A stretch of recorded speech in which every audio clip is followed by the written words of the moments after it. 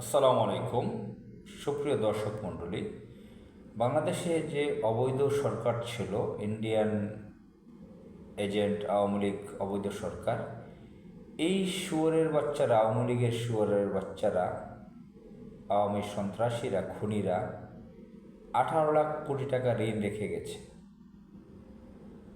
আমি যখন কথা বলছি তখন রাত 12টার পর, আজকে 21 আগস্ট 2024, 20 আগস্ট 2024 দৈনিক প্রথম আলোর ফার্স্ট পেজে প্রধান শিরোনাম হয়েছে 18 লাখ কোটি টাকা ঋণ রেখে গেছে আওয়ামী লীগ সরকার। আমি কয়েকটি এখান থেকে উপশিরোনাম পড়ে শোনাচ্ছি আপনাদেরকে। দেশি বিদেশি ঋণের চিত্র। ঋণ 18,36,000 কোটি টাকা।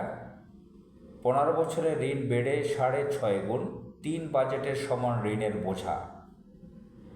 দেশি ঋণের স্থিতি 10,35,000 কোটি টাকা। শর্তের কারণে বিদেশি ঋণের চেয়ে দেশি ঋণে আগ্রহ বেশি।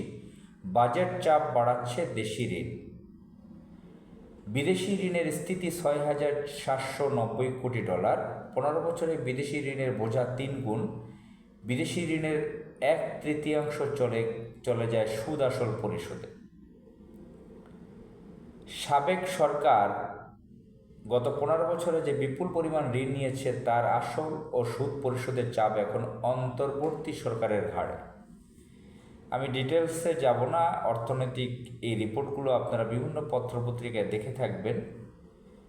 আমি এই যে শুয়োরের বাচ্চা বলেছি, নিকৃষ্ট একটি জানোয়ারের নামের সাথে তুলনা করেছি। তাদের আদর্শ, আওয়ামী লীগের আদর্শ যে অত্যন্ত নগ্ন, অসভ্য, বিশ্রী, এজন্য একটি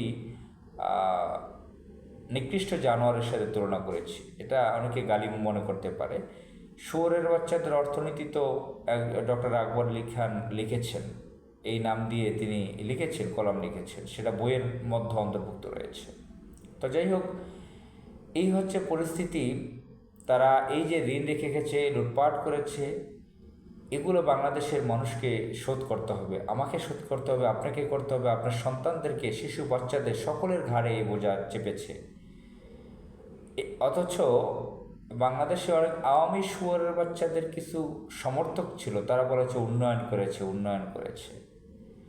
তারা 19 লক্ষ কোটি টাকা শুধু বিদেশে পাচার করেছে।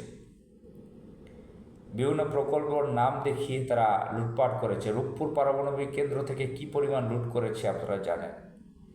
তারা বিভিন্ন ধরনের ফালতু উন্নয়নের গল্প মানুষকে শুনিয়েছে, অথচ লুটপাট করেছে ভয়ানকভাবে। সুতরাং সাবধান। যা হয়েছে, বাংলাদেশকে রক্ষার জন্য আমাদের সকলকে মজবুত থাকতে হবে। আসসালামু আলাইকুম।